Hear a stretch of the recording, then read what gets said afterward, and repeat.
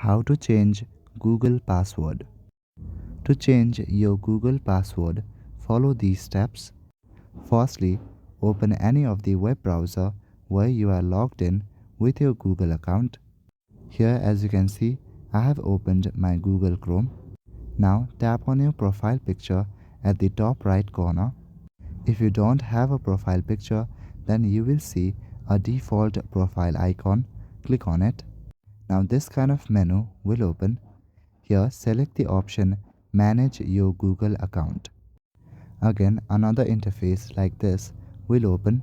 From the top panel, go to Personal Info. On the Personal Info, scroll down.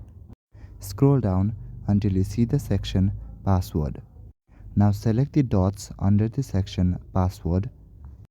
To change your password, you will need to enter your current password. Enter it, or if you don't know, then select the option Forgot Password. After the verification, you should be able to change your password. So that is it for this video. I will see you in the next one. Thank you.